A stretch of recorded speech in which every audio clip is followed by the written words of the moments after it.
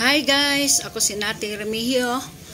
Ang isi-share kong video sa inyo ngayon ay tungkol dito sa aking sinigang na karne ng baboy na may repolyo, okra, kamatis. Ayan po guys ang masarap na sinigang. Niligyan ko na po ng asin ang nakalaga na o nakapalambot na karneng baboy. Hindi ko na po ipinakita ang paglalaga. Yan po, niligyan ko na ng sili. Kahit po parang panat na, pwede pa po yan.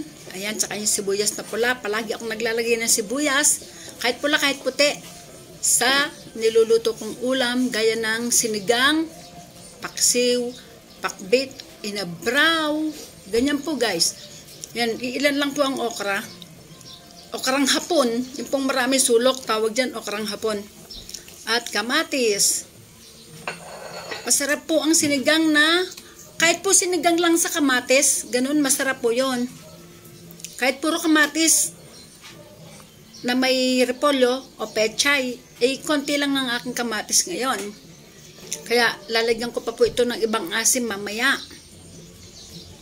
Yan po, masarap na sinigang, may repolyo o pechay sa sinigang na may kamatis.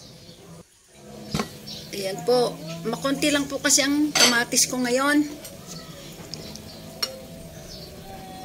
Ayan po, malalaki ang lagay ko na repolyo, talaga pong ganyan. Ayan, nilagyan ko na ng magic sarap. Malalaki ang hiwa sa repolyo kapag sa sinigang. Ayan, nilagyan ko na ng pampaasim na sampalok powder.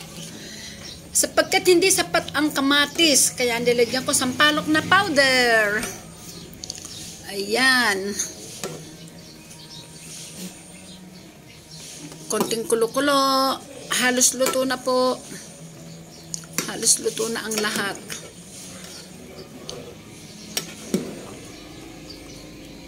Masarap po pag may gulay-gulay. Iba-ibang gulay. Pwede po sa sinigang. Wag lang ang palaya, ganoon. Basta wag lang mapait. Pwede po ang pechay, mustasa, repolyo, talong, okra, labanos, ganun po. Yan, titikman ko na.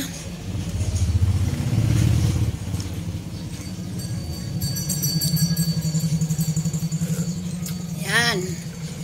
Sa palagay ko ay kulang pa sa asim. Sapagkat medyo marami din ngayon ang karne at repolyo.